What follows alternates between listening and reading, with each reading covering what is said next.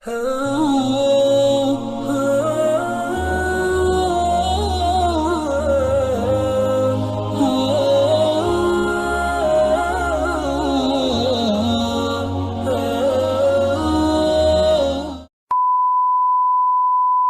Subhanahu wa Ta'ala menciptakan segala-galanya, langit yang begitu dahsyat, bumi berikut segala isinya, adalah untuk menunjukkan tanda kebesarannya. Bukan alam ini yang menunjukkan kebesaran Allah, tetapi Allah yang maha besar membantu kita mengenal Allah dengan menciptakan alam ini. Kita juga sebetulnya harusnya dengan melihat diri kita sendiri saja, kita harusnya mengenal Allah.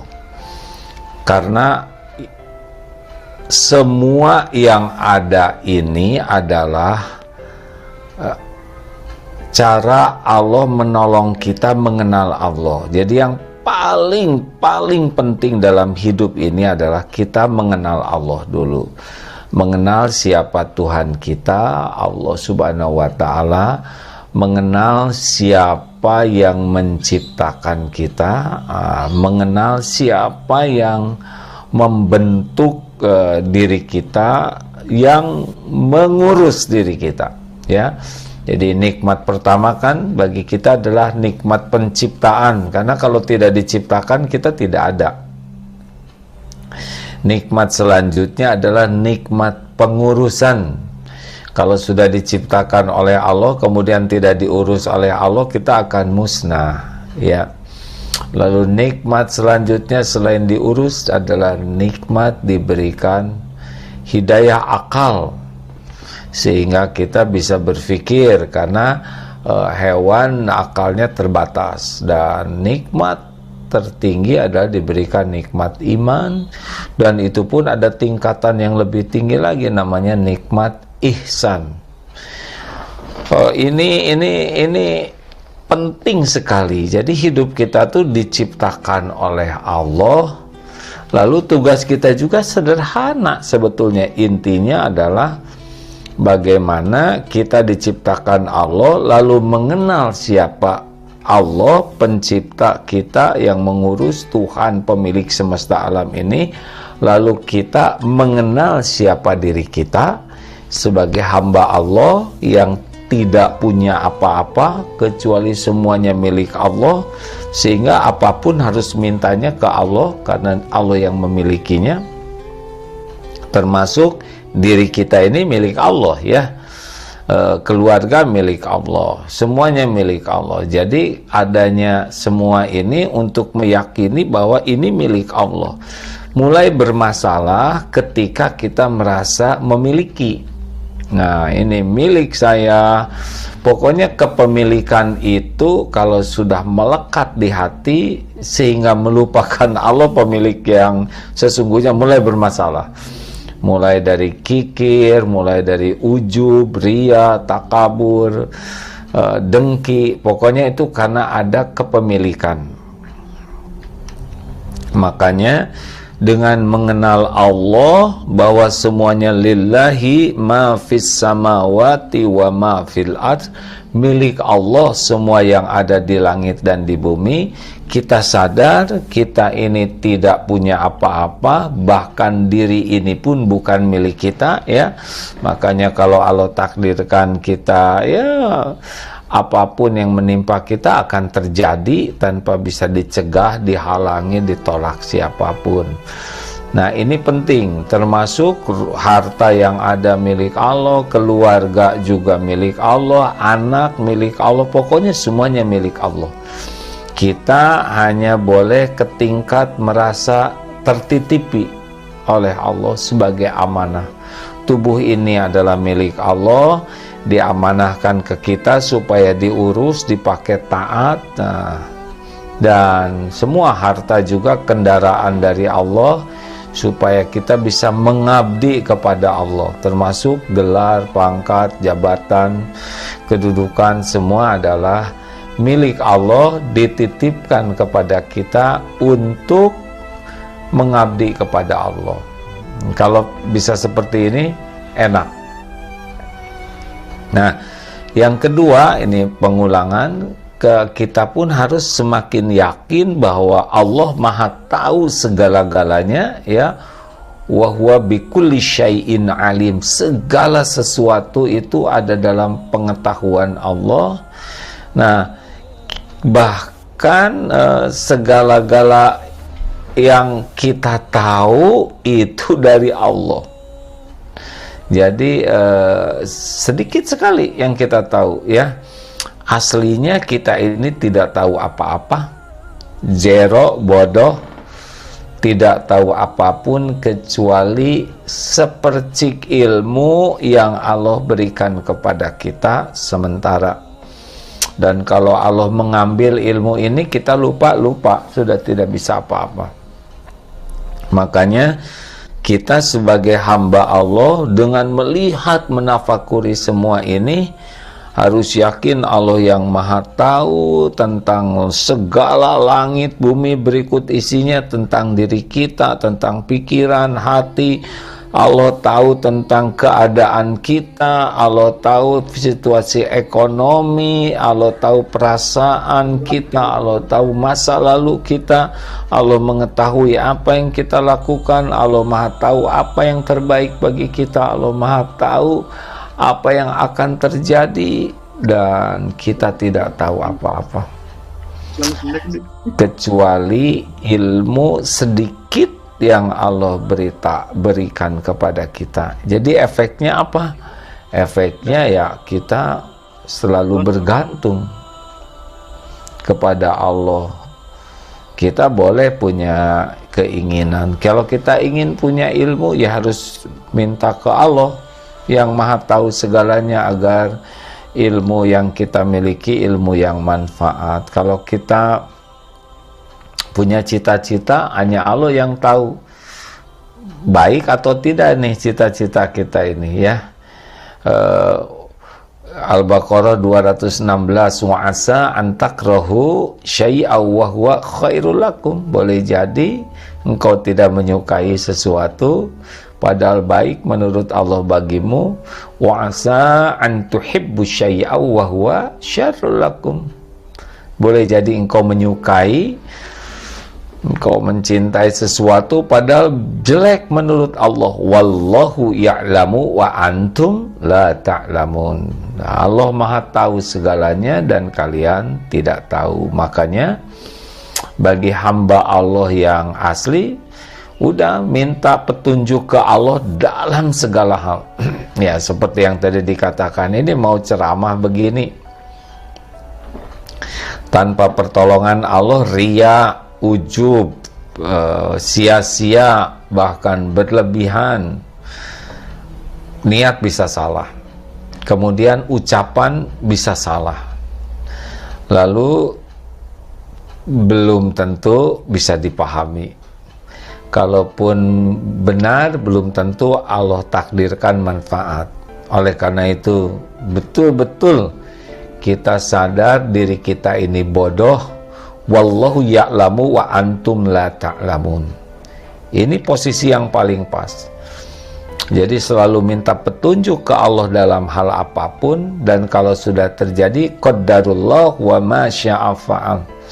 Tidak sok tahu kita ini. Dan kita akan terus berbaik sangka kepada Allah. Apapun yang terjadi pasti baik.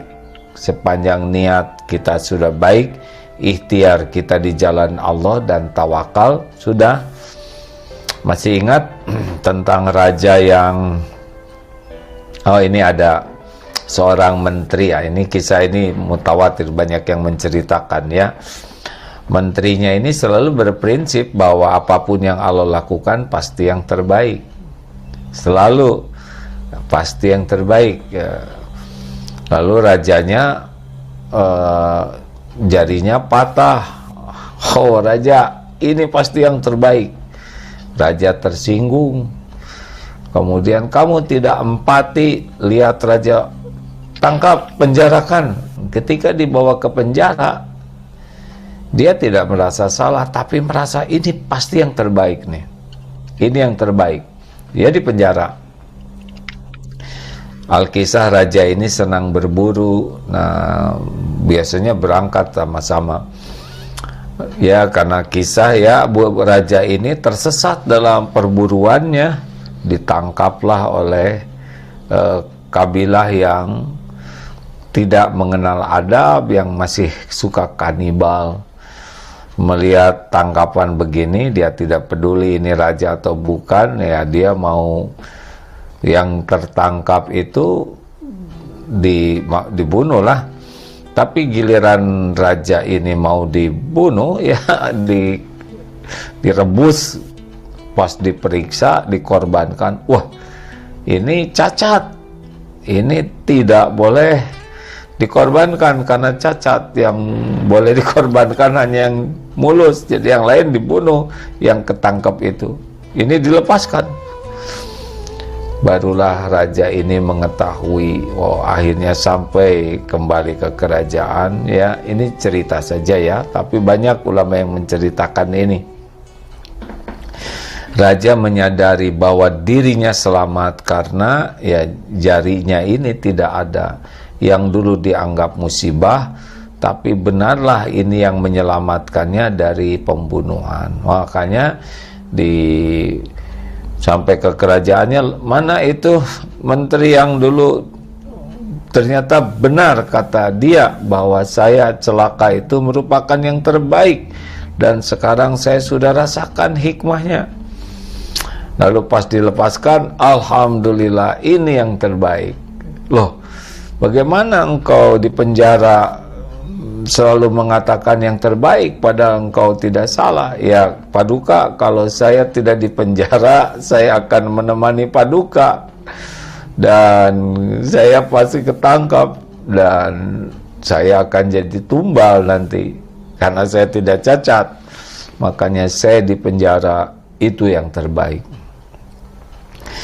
Ini tidak mudah seperti ini kecuali orang yang yakin Allah Maha mengatur yang terbaik. Makanya fa innallahu taftahu amale syaiton. Perkataan seandainya membuka pintu tipu daya setan. Makanya sahabat-sahabat sekalian, bagi orang yang mengenal Allah yang Maha Tahu, sebelum berbuat apapun selalu meminta petunjuk dari Allah yang Maha Tahu. Sedang berbuat pun selalu minta dibimbing oleh Allah yang Maha Tahu. Dan sesudahnya pun ya pasrahkan kepada Allah yang Maha Tahu. Tidak penting bagi kita yang terbaik menurut kita. Yang terpenting, yang terjadi adalah yang terbaik menurut Allah Subhanahu wa Ta'ala. Kita jahil, Allah bikulli syai'in alim. Yang ketiga adalah tadi Allah Maha Kuasa, innallaha ala kulli syai'in qadir. Sedang kita la haula wala quwata illa billah. Ini yang ketiga. Tadi kita tidak punya apa-apa, fakir, dan semuanya lillahi ma fis samawati wa ma fil ard. Yang kedua, kita jahil, Allah Maha mengetahui segalanya. Yang ketiga, kita ini lemah, tidak ada daya, tidak ada kekuatan kecuali dari Allah. La haula wala quwata illa billah. Sedangkan Allah penguasa segala-galanya. Innallaha ala kulli syai'in qadir. Maha kuasa atas segalanya. Tidak ada sekecil apapun yang bisa terjadi tanpa izin Allah. Virus tidak bisa bergerak tanpa izin Allah. Nikmat tidak akan bisa sampai kepada kita tanpa Allah yang menggerakkan. Musibah tidak akan menyentuh kita tanpa izin Allah. Semua hanya baru bisa terjadi biiznillah. Nah, yang kita rindukan bukan izin Allah semata, tapi ridhonya Allah Subhanahu wa Ta'ala. Maka kita harus terus menerus meminta tolong. Coba lihat ya, pada waktu azan, Allahu Akbar, Allahu Akbar, dijawab takbir juga. Syahadat, asyhadu alla ilaha illallah, jawabannya syahadat juga. Tapi ketika hayya 'alas shalah, apa jawabannya? La haula wala quwwata illa billah. Kenapa? Karena kita tidak bisa taat tanpa pertolongan Allah, tidak bisa. Termasuk pertemuan ini, tanpa pertolongan Allah tidak bisa. Hayya 'alal falah, la haula wala quwwata illa billah. Tetap mau sukses seperti apapun, meraih kemenangan dalam bentuk apapun, cuma satu pemiliknya, Allah Subhanahu wa taala. Makanya harus mau apa-apa tuh ke Allah. Karena Allah pemilik segala-galanya, Allah penguasa segala-galanya, Allah penentu segala-galanya.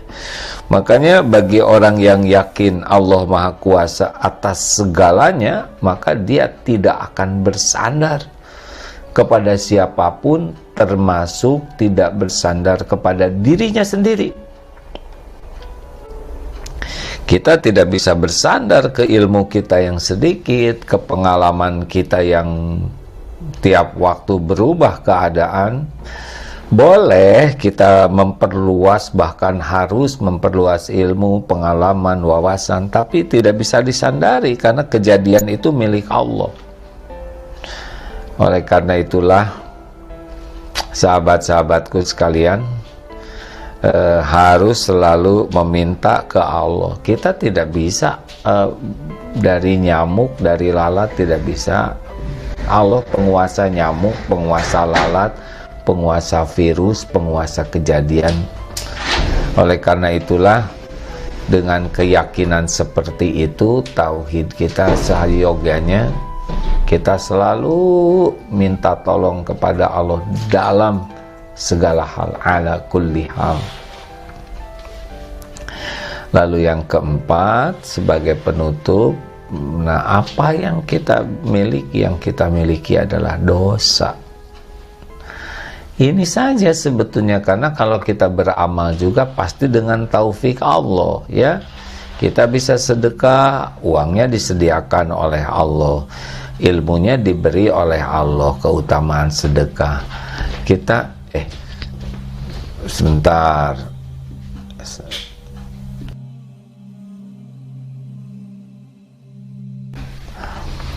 Kita tidak mungkin bisa menolong beramal soleh, tahajud, kalau Allah tidak bangunkan, ya tidak bangun kita ini.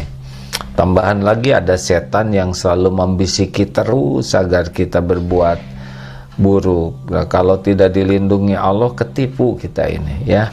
Untuk berbuat taat perlu pertolongan Allah, untuk menjauhi maksiat juga perlu pertolongan Allah. La haula wala quwata illa billah, kan diantaranya itu, ya.